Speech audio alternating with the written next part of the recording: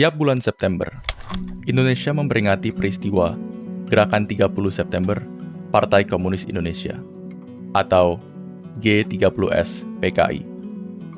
Peristiwa itu merupakan hal yang penting karena tepat 55 tahun yang lalu, PKI dikatakan hampir saja meraih kekuasaan pemerintahan Indonesia.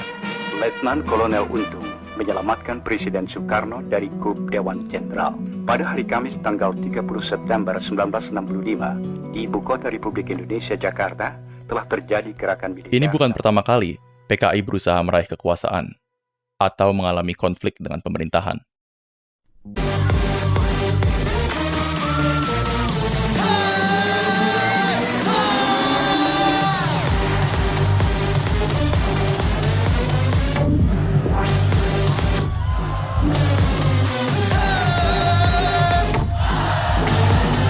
Liberalisme masuk ke Indonesia setelah sekulerisme masuk ke Indonesia, karena sekulerisme merupakan akar dari liberalisme.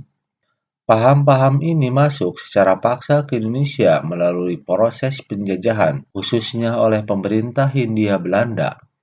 Prinsip negara sekuler telah ada dalam Undang-Undang Dasar Belanda tahun 1855 yang menyatakan bahwa pemerintah bersikap netral terhadap agama, artinya tidak memilih hak salah satu agama atau mencampuri urusan agama lain.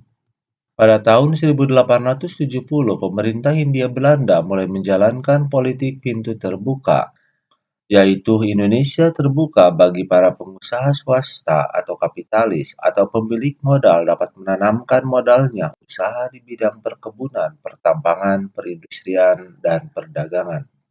Para pengusaha diberi kesempatan untuk menyewa tanah dalam kurun waktu yang cukup lama. Politik pintu terbuka di Indonesia berlangsung antara tahun 1870 hingga tahun 1900-an, dan periode ini disebut sebagai zaman berpaham kebebasan atau liberal. Strategi Indonesia untuk menghadapi ancaman ideologi.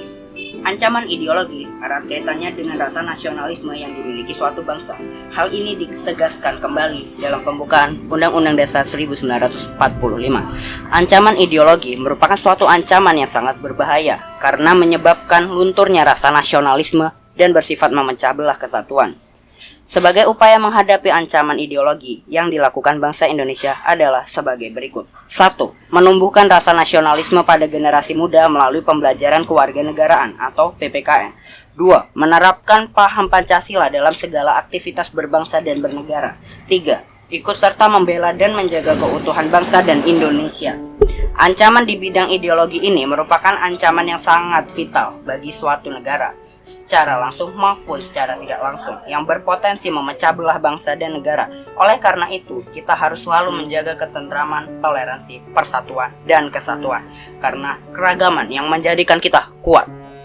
NKRI harga mati!